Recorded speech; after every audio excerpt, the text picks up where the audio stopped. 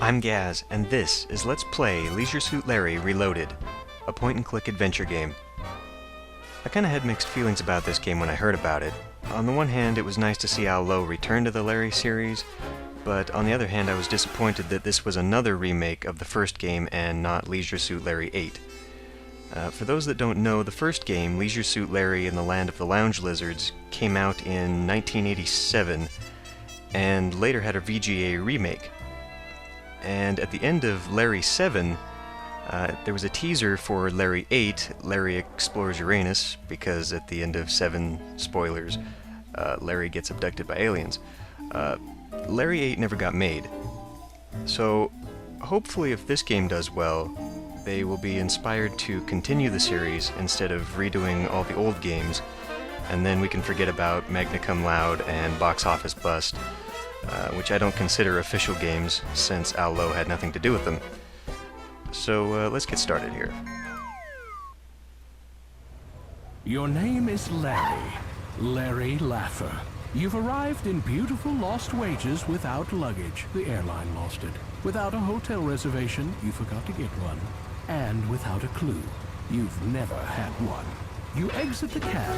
The hot, dry air of Lost Wages hits you in the face like a hard slap, a feeling not wholly unfamiliar to you.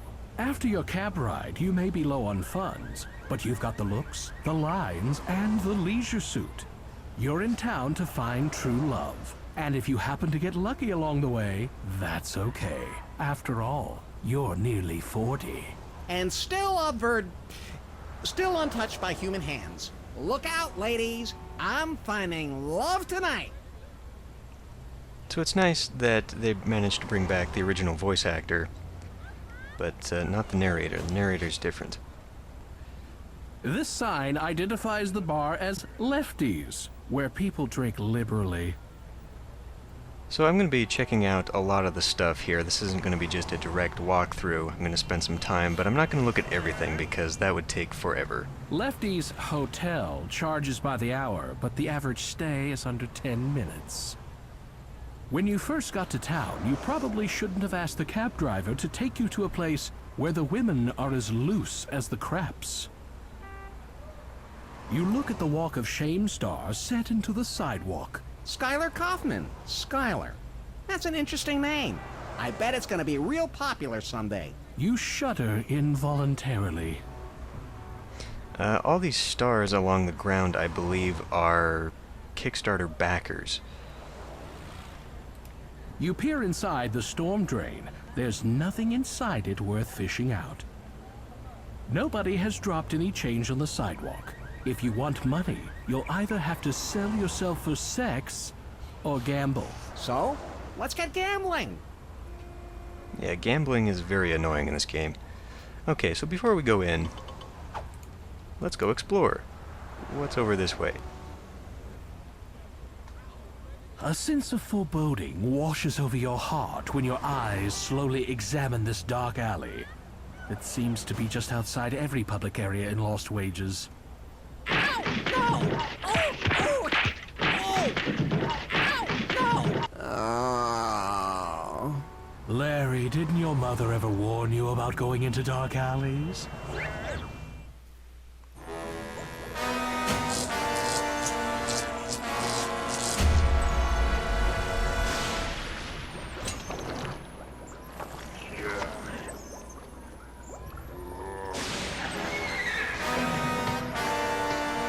He's alive! Alive! This sequence is a lot shorter than it was in the VGA remake. A lot less involved. So yeah, every time you die, that happens. Let's go inside.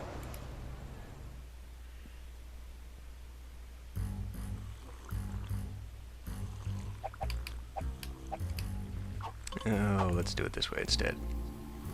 What's a hot babe like that doing in a miserable, smelly, broken-down joint like this? Hey, Bub, just keep that kind of narration to yourself. He looks like someone from your distant past, but you just can't put your finger on him. Good thing, too. This sleazy bar gives you the creeps. Fortunately, the creeps are all ignoring you. That's either a moose or the world's biggest mutant jackalope. One of Lefty's conquests? Something must be behind that door. Nothing escapes your keen powers of deduction. Liquor in the front, poker in the rear. This is the famous portrait, Mona Little Louder.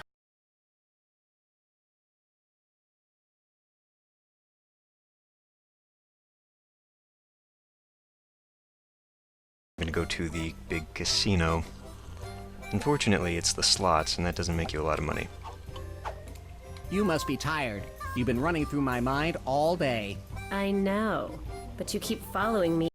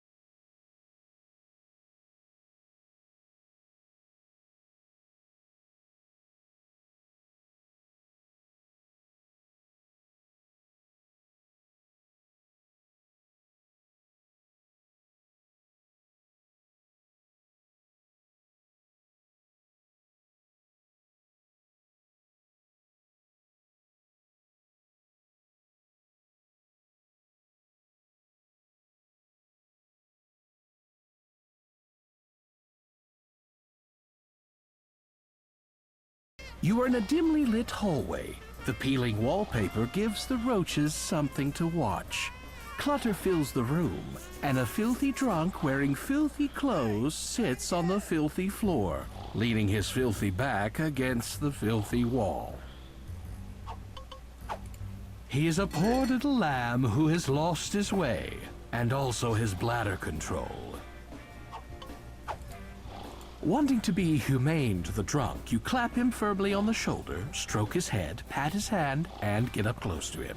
So tell me, how are you doing? Ah, thanks for asking, buddy. I'd be just great if only my impetigo would clear up. Once more, you get close, but not too close to the drunk. Have you thought about going to a doctor? Nah, you go to a doctor and they just want to make you better. Then you get sick again, and you start this cycle of destruction. No, thank you. Can One I more do time. anything for you? A little drink would be nice.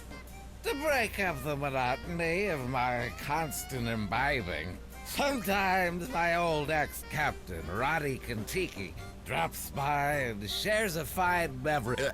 A little drinky drink with me. Well, I just happen to have something I can give you.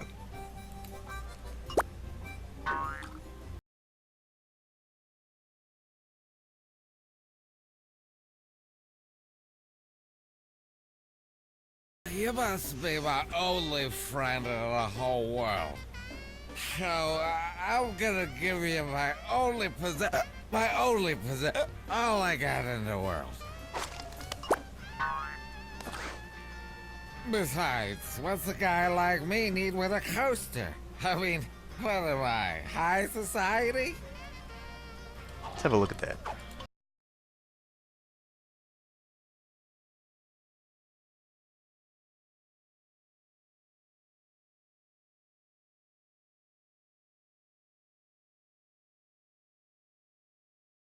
Some numbers.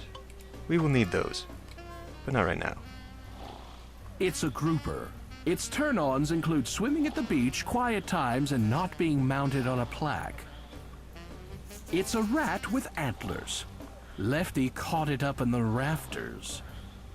It's a poster of supermodel B. Wankmeister. For her work entertaining the troops, she earned the slogan, "The face that erected 1,000,000 pup tents." It's a poster of supermodel Sweet Cheeks Marie Bonds, a model with a thing for men in uniform. It's a girly lamp like you'd find in any swingin' bachelor's rumpus room. It's a beer sign playing off the Bush Beer slogan, Bush Beer gives you great head, swallow after swallow. There is a single lovely, long-stemmed red rose in a delicate bud vase standing incongruously on a keg. That's out of place. You deftly means we can pluck the take it. rose from the vase and carry it with you. If we take It's this gun, it'll be totally out useful of too. reach, which is just as well. Lefty isn't insured. Oh well. Let's go use the John.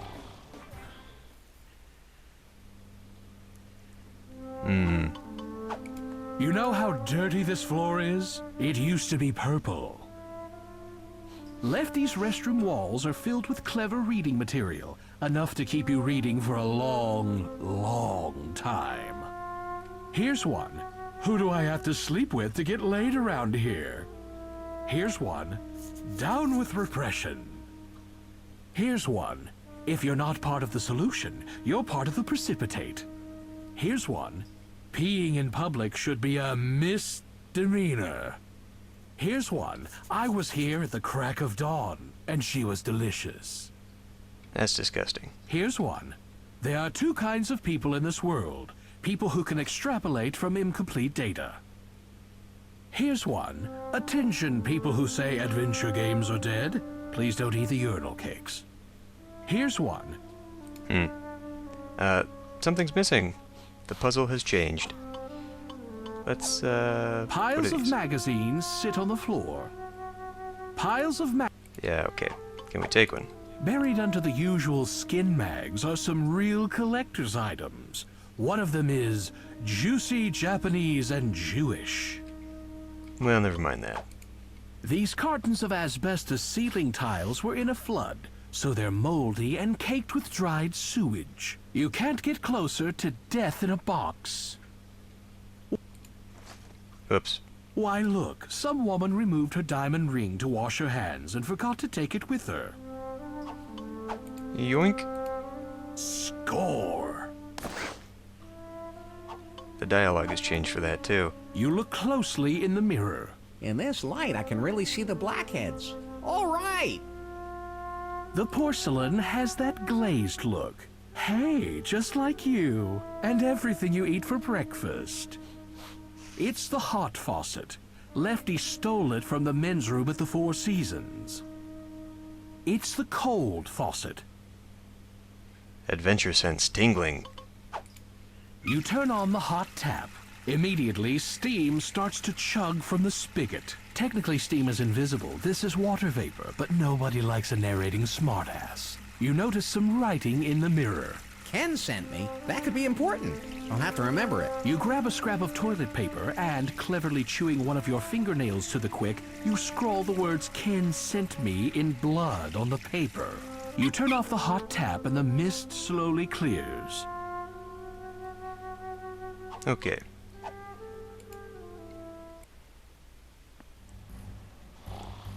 Okay. Let's, get out of here.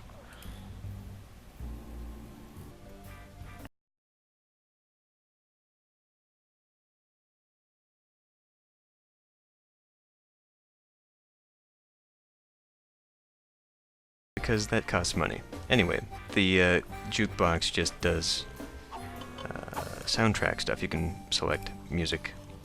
So anyway, I think I'm gonna end this episode here, and I will see you next time.